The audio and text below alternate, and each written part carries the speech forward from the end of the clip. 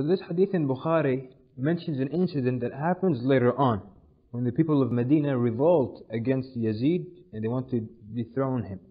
So Ibn Umar radiallahu anhu gathered his close friends and his children, and he said, I heard the Prophet sallallahu alaihi wasallam saying, a flag will be fixed for every betrayer on the day of resurrection. And we have given the oath of allegiance to this person, meaning to Yazid, in accordance with the conditions enjoined by Allah and His Messenger. And I do not know of anything more faithless than fighting a person who has been given the oath of allegiance in accordance with the conditions enjoined by Allah and His Messenger. And if I ever learn that any person amongst you, and he's talking to his close friends and his family, if any person amongst you has agreed to dethrone Yazid by giving the oath of allegiance to someone else, then there will be separation between him and myself.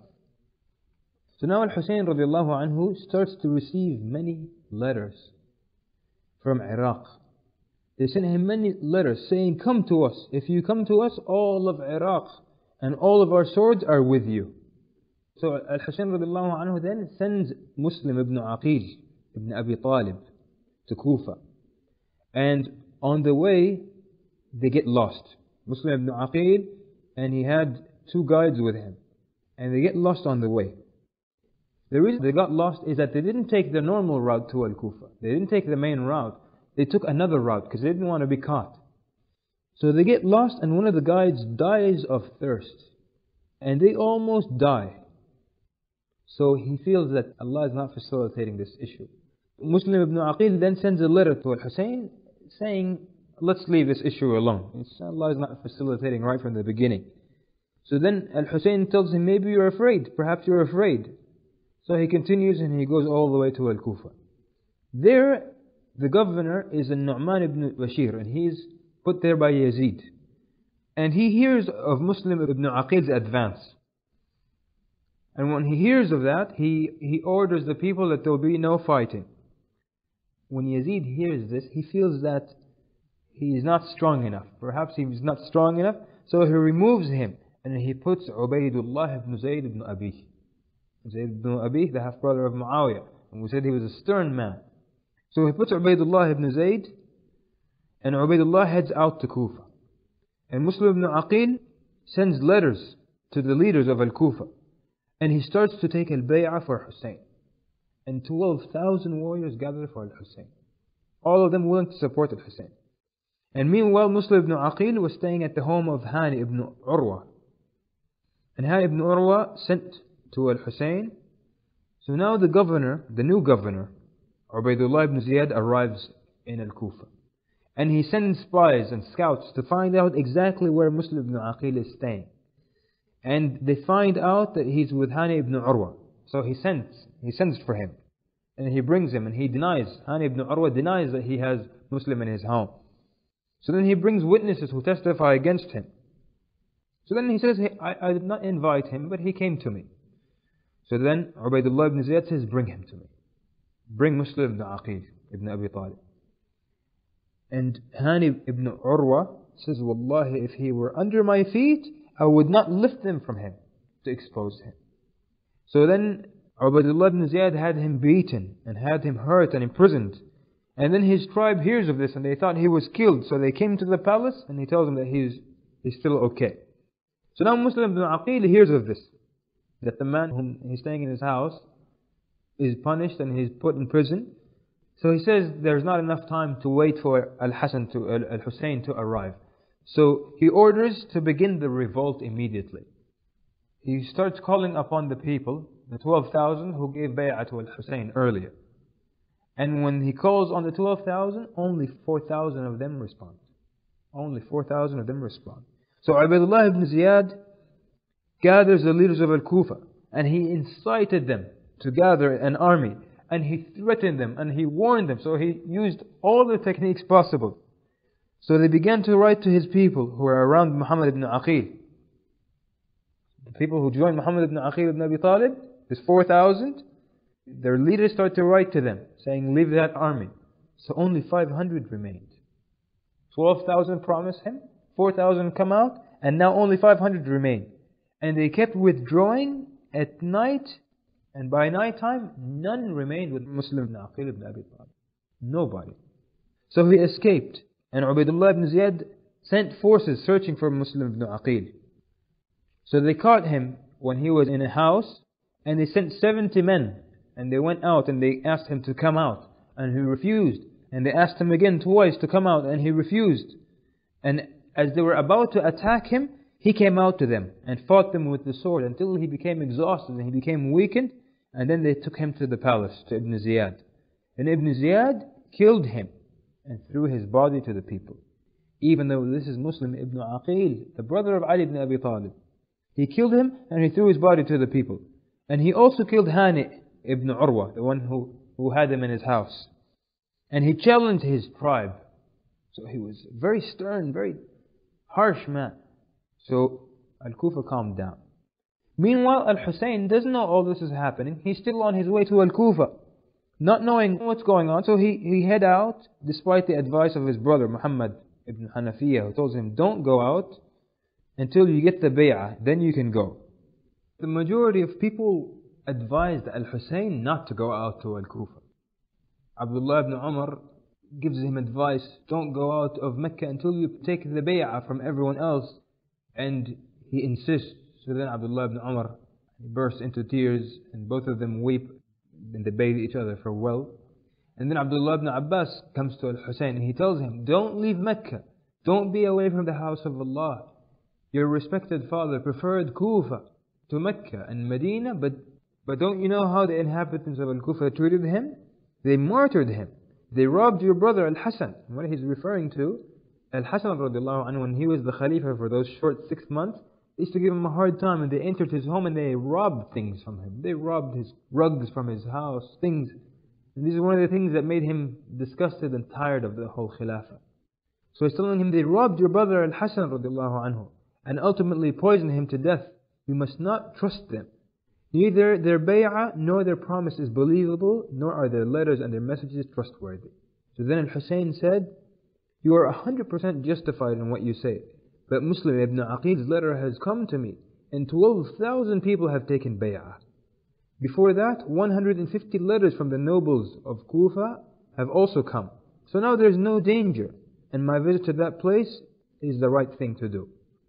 So upon that, Abdullah ibn Abbas told him, he gave him some more advice, and then at least he tells him, if you don't agree with me, at least don't take the women and children with you, because the inhabitants of Kufa are absolutely unreliable. You can't trust them at all. So he's telling him, don't take the women and the children. You don't know what might happen there. So then Al-Hussein insisted. And the only one who encouraged him to go was Abdullah ibn Zubair. Ibn Zubair told him, he's the only one who encouraged him to go. He tells him, there are 12,000 people pledging to you, you should go to them. But as we said, Abdullah ibn Ziyad in the meantime had ended the fitna in Al-Kufa. Al-Hussein doesn't know this, so he's on his way. And on the way he meets Al-Farazdaq, the poet, famous poet, returning from Al-Kufa. So he tells him, tell me the situation. And Al-Farazdaq tells him, the hearts are with you, and the swords of Bani Umayyah, and the decree is in the hands of Allah. So Al-Farazdaq tells him, the hearts are with you, and the swords of Bani Umayyah, and the decree is in the hands of Allah. Because when Al-Farazdaq left Al-Kufa, this was the situation. He doesn't know that now Abdullah ibn Ziyad had taken control and wiped out the problems. So then Yazid ibn Muawiyah, the Khalifa, sends to Abdullah ibn Ziyad saying, don't allow Al-Hussein to enter into Al-Kufa and bring him to me. That's all he tells him. Don't allow him to enter into Al-Kufa because he's going to try to take control of the city. So don't let him enter and bring him to me. But Abdullah ibn Ziyad then prepares an army of 4,000 warriors to prevent Al-Hussein from coming into Al-Kufa. And Al-Hussein radiallahu anhu is coming and with him is the letter of Muslim ibn Aqil. And Al-Hirr ibn Yazid al-Tamimi meets him and says, where to? And he tells him, I'm going to this town of Al-Kufa. So he tells him, go back, I have left no good behind me. There is no good in Al-Kufa. And he explains to them how they have killed Muslim ibn Aqil. So Al-Hussein radiallahu anhu considers returning. But with him was the family of Muslim ibn Aqil, his brothers. And they had heard of his death and they got very upset. And they said they don't want to go back until they avenge the blood from the killers of his brother or be killed themselves. So Al-Hussein said, لا خير في الحياة بعدكم. And they kept going. Said, there's no good in living after this.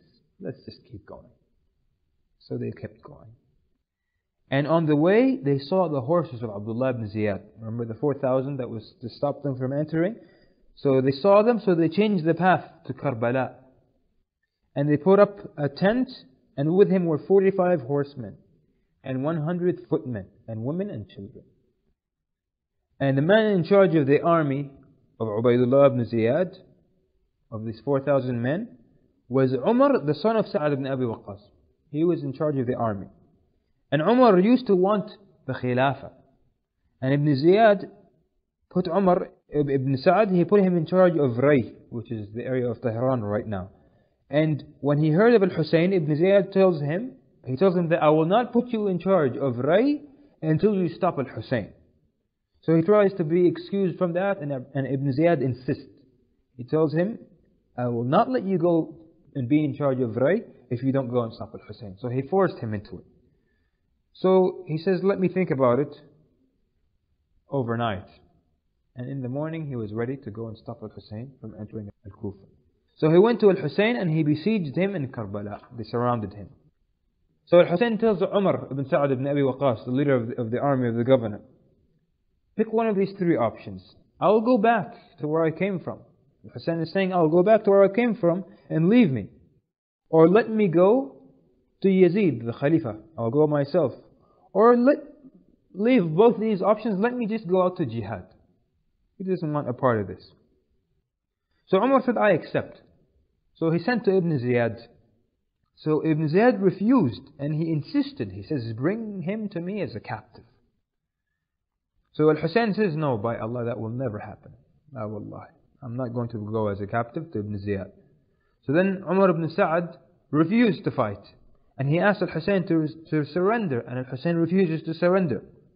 So at this point, Ibn Ziyad saw that it's taking too long. 4,000 warriors against 145 men. So why didn't he bring him to me? So he sent a man named Shumar ibn Dhil Jawshan, saying, if Umar has refused to fight, you take over. So Shumar arrives and finds them not fighting. And Umar ibn Sa'ad ibn Abi Waqqas, he showed utmost respect to Al-Hussein. When time for Salah would come, he would order his army to pray behind Al-Hussein. And after the Salah, they would get up and line up again. So Shumar sees this and says, it is as if you don't want to fight. He says to Umar, it's as if you don't want to fight. He says, I'll take over. So Shumar takes over the army. So he advances with a group. And they surround Al-Hussein. Then the family of Al-Hussein starts to defend him. And they start to fight. And from the family of Al-Hussein, 72 people were killed. And from the group of Shumar, 88 men were killed. Until no one was left with Al-Hussein. Just about all of them were killed. The only one remaining is Al-Hussein radiallahu anhu. So they surround Al-Hussein, the grandson of the Prophet sallallahu alaihi wasallam. And there is absolutely no one to assist him. And then a young boy from the camp of Al-Hussein came running out of a tent. And they describe him. They said he comes out looking like the full moon. So he's a handsome child. He runs out of the tent to defend his uncle.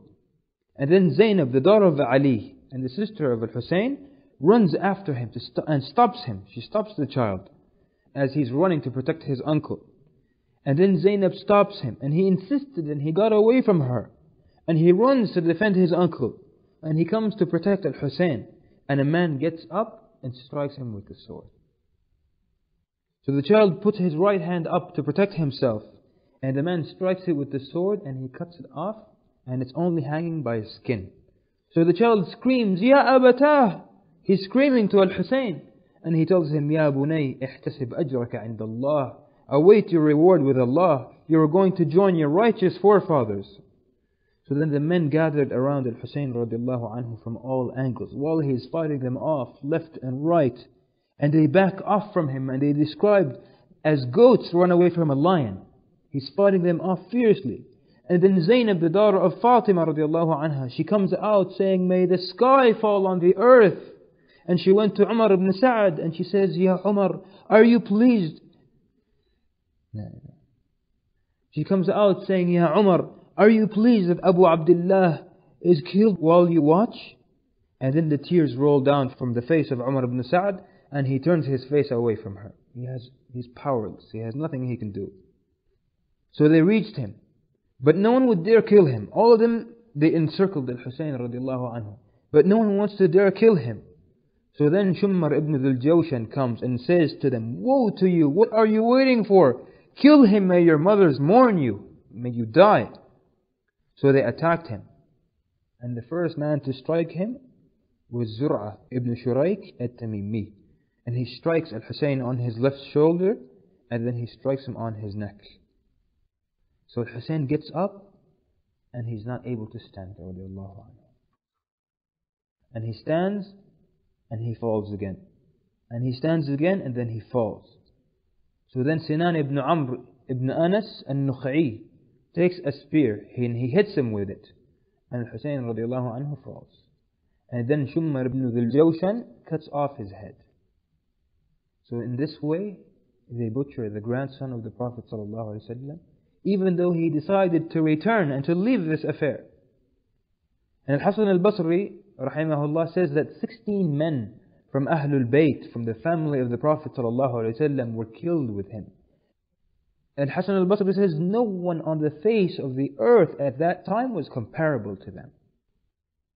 And from the sons of Ali radiallahu anhu, Al-Hussein was killed, and Ja'far, and Al-Abbas, and Muhammad, and Uthman, and Abu Bakr. All of them were from different mothers, but they were all from the sons of Ali radiallahu anhu. And from the sons of Al-Hussein, Ali and Abdullah were killed. And from the sons of Al-Hassan, they killed Abdullah and Al-Qasim and Abu Bakr. And from the sons of Abdullah ibn Ja'far, they killed Aoun and they killed Muhammad. And from the sons of Aqil ibn Abi Talib, the brother of Ali, they killed Ja'far and they killed Abdullah and they killed Abdurrahman. And then Ibn Dhul-Jawshan takes the head and he sends it to Ibn Ziyad.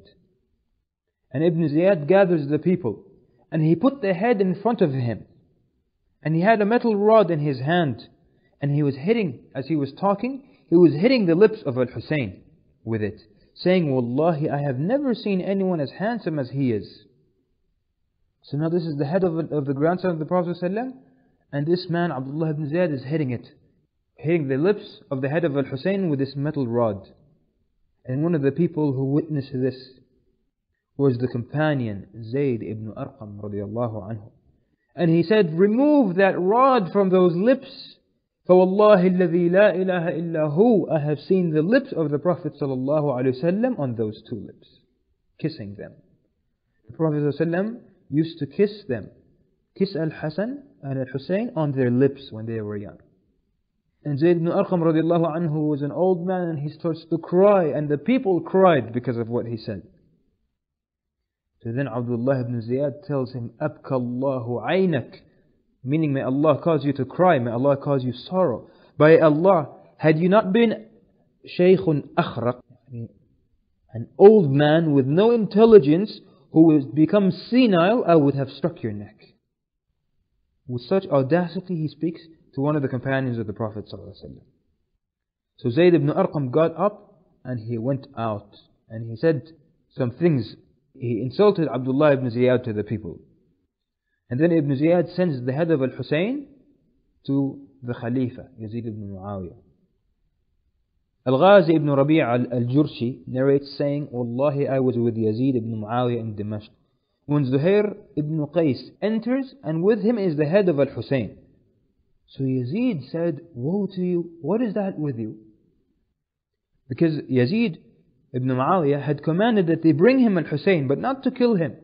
Zuhair ibn Qais says, rejoice, O Amir al-Mu'mineen.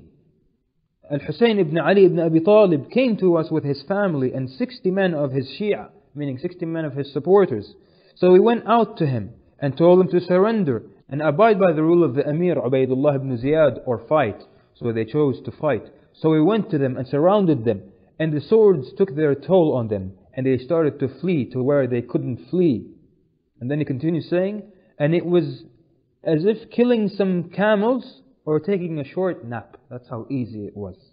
Until we killed the last of them, and now their bodies and their clothes are torn and their cheeks are baked by the sun. They didn't even bury them. They left them there in the sun.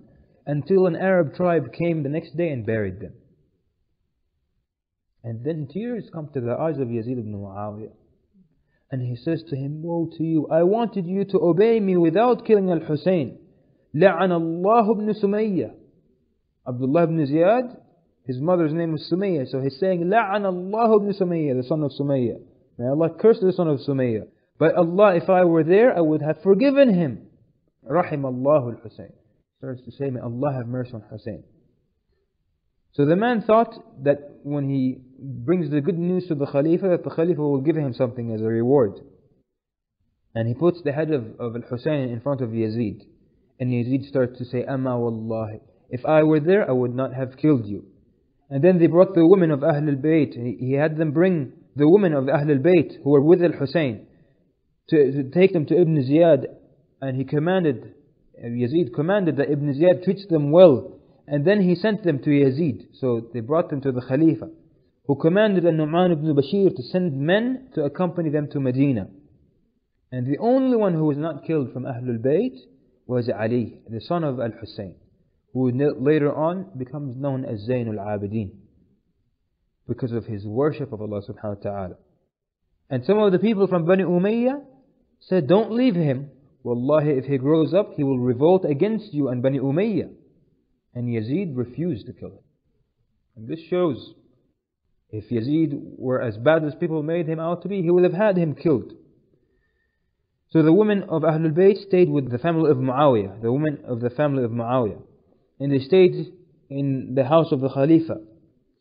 And the women of the family of Muawiyah stayed with them for 3 days, crying over the murder of Al-Hussein. And Yazid would not have lunch nor dinner unless Ali, the son of Al-Hussein, was with him. And the amazing thing is that this narration of how Yazid treated them well and he would not eat until Ali, the son of Al-Hussein, was with them, is in the authentic books of the Sunnah, and it's also in the books of a Shia today. But they don't like to mention this narration. And when they were leaving to Medina, Yazid says to Ali ibn al-Hussein, and he tells him, may Allah disgrace Ibn Sumayya. Amma wallahi, if I were with your father, he would not ask me of anything except that I would give it to him. And I would prevent harm from him with all my ability, even at the expense of some of my own children dying. Saying if some of my own children had to die to protect Al-Hussein, I would do it. But Allah has decreed what you have seen. And then He prepared them well. He gives them good provision. And He gives them clothing and wealth. And He instructed those accompanying them to take care of them, and they head out to Medina. This son of Al-Hussein, Ali, when he grows up, the only one who survived, when he grows up, he has a great place amongst the Muslims. In the days of Hisham ibn Abdul Malik, the Khalifa, he came to Mecca for Hajj. And there were many people in that Hajj. And the soldiers, his soldiers, he's the Khalifa now, Hisham ibn Abdul Malik. And his soldiers were trying to open a path for him, so he can come and near the Kaaba and kiss the black stone. His soldiers by force couldn't open a path for him. There was so much traffic and it was so crowded that the Khalifa is not able to get to the black stone. So he and his soldiers stepped back and they said, we'll wait for a time when there's less traffic, then we'll try to open a way for the Khalifa. As they're sitting there waiting, Ali ibn al-Hussein, Ali ibn Abi Talib, came. And when the people saw him, they moved aside for him. They started to open a path for him to get to the black stone. And he got all the way to the black stone and kissed it, and then he continued. So the Khalifa was amazed. Who is this man? The Khalifa his soldiers by force couldn't open a way. And this man, he doesn't even ask the people, and they immediately open up a path for him. So he asked, who is that? And then Al-Farazdaq, who was the poet, he heard him ask, and he responded to him with very beautiful lines of poetry describing who Ali ibn al-Hussein is. So when the news of the death of Al-Hussein reaches Abdullah ibn Azzubair, he becomes very upset. And he announces the bay'ah to himself as the Khalifa in Mecca. So Ibn Zubair took control of Mecca and had Mus'ab ibn Abdurrahman ibn Auf to lead the Salah there. And now news of the Meccan revolt reaches Medina. So they revolted and removed the governor there, and they put in charge of it Abdullah ibn Handala ibn Abu Amir. Handala ibn Abu Amr, he was known as Handala al-Ghasil or Ghasil al-Malaika.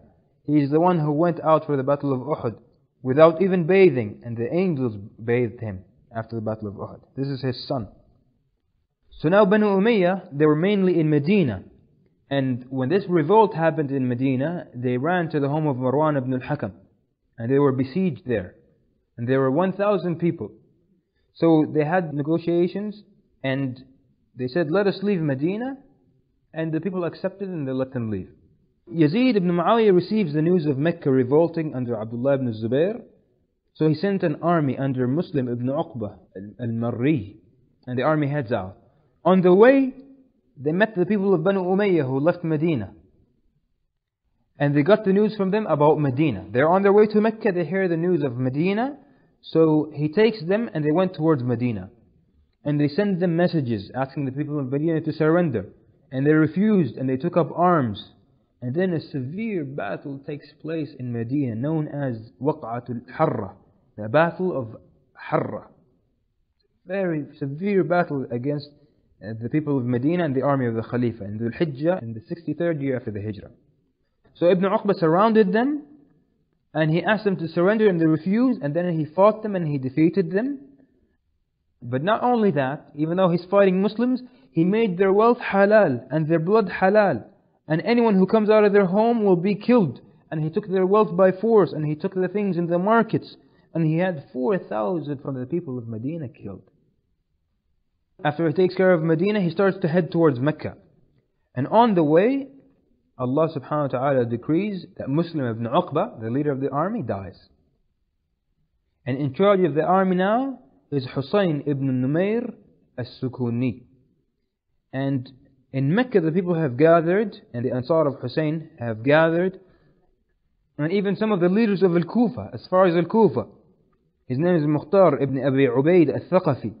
And he is the cousin of Al-Hajjaj ibn Muslim al-Thaqafi. When he heard of the revolt of Ibn Zubair in Mecca, Al-Mukhtar takes his people and he goes to Mecca. And then the Khawarij heard of Ibn Zubair and they went out to assist them. Even though the Khawarij are against Ibn Zubair, but they want to assist him against Yazid. And a man also by the name of Nafi' ibn al-Azraq. He takes his tribe, Al-Azariqa, and all of his followers, they go to assist Ibn Zubair. So now there's a large number of people in Mecca who are ready to defend Ibn Zubair, and they're all against Yazid. In the 26th of Muharram, in the 64th year after the Hijrah, Hussain ibn Numayr as-Sukuni reaches Mecca. And he surrounds it. And he surrounds Mecca, but he can't enter it. They fight and he's not able to enter. So he orders al-Manjaniq, the catapult. And he starts throwing stones into Mecca. Even though the Haram is there, they throw stones into Mecca. And the stones started to hit women and to hit children. Not only the army, they were hitting innocent people. And things became difficult. And Ibn Zubair had tents near the Kaaba, and there they would put the people who were wounded to be healed. During one of the days, one of these tents caught fire. And the spark burned and it caught onto the cover. The fire caught onto the cover of the Kaaba, and the Kaaba started to burn and to break apart. While this is going on, Mecca is being besieged and the fighting is going on, news reaches them of the death of Yazid ibn Muawiyah. He only spent 4 years as the Khilafah, and he died when he was 40 years old. And of the people known who died during his time were Salama radiallahu anha, and she was the last of the mothers of the believers to pass away. After the death of Yazid, his son Muawiyah ibn Yazid ibn Muawiyah, is known also as Abu Abdurrahman. He became the Khalifa in the 64th year after the Hijrah. And the scholars described him that he was a righteous man. And he was sick when he became the Khalifa, and he remained sick until death. It is said that he never left his house as the Khalifa, nor did he make any changes, nor any decisions. And he never led the people in prayer. And he only ruled or stayed as the Khalifa for 40 days. And others would say for 2 months. And people told him to choose a successor. So he tells them, I have not tasted its sweetness, so I will not bear its bitterness. I have not tasted the good part of being the Khalifa, so I don't want to bear the bitterness of of choosing who's the next Khalifa and having a part in all the fighting and the bloodshed that takes place. So he gathers the people and he says, I looked at this affair and I find myself not capable. So I wanted to put a man in charge as Umar ibn Khattab rahimahullah when Abu Bakr turned to him. But I could not find anyone like Umar. Then I wanted to find you 6 people of Shura as the 6 people of Umar. And I couldn't find such people. So you are in charge of this affair. So choose whomever you please. And he renounces the Khilafah and he put no one in charge. So now the Islamic Empire is without a Khalifa. And the only one with Bay'ah is Ibn Zubair. So now we return to the battles in Mecca. News reaches of the death of Yazid, and they hear of Muawiyah being the new Khalifa, and then they receive news of his abdication, that he has renounced the Khilafah. So then Hussain ibn Numayr, the leader of the army who was attacking Mecca, sent to Ibn Zubair, saying, we have no Amir. So Ibn Zubair says, so pledge to me. So he says, yes.